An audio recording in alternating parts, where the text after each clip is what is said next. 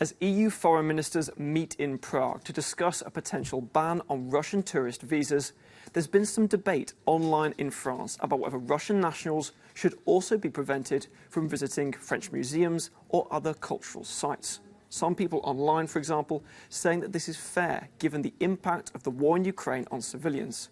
But other people have described this potential rule as scandalous discrimination.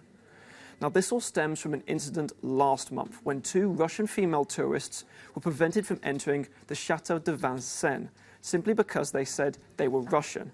And this prompted speculation that France had blocked any Russians from visiting tourist sites, even if they might have fled the country and were opposed to the war in Ukraine.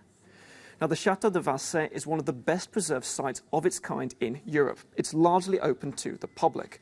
But it also houses historical archives from the French Armed Forces Ministry, to which access is restricted.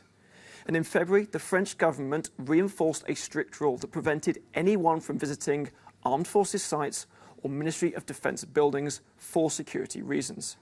And in a statement to Euronews, the French Armed Forces Ministries confirmed that this incident involving two Russian tourists was because of this strict rule and not because of any wider policy. In fact, a spokesperson said in a statement that it goes without saying that this strict security rule cannot be applied in the same way for strategic buildings as it is for spaces that are open to the public, such as museums or French cultural sites. They've also asked that the French government clarifies this rule so that no further incidents like this occur in the future, and have clarified that not just the Chateau de Vincennes, but also other sites run by the armed forces, such as the Air and Space Museum near Paris, are open to Russian visitors. So it is not true that Russian nationals have been banned from visiting French tourist sites. This is an example of online misinformation being spread just as European Union foreign ministers meet to discuss a potential ban on Russian tourist visas.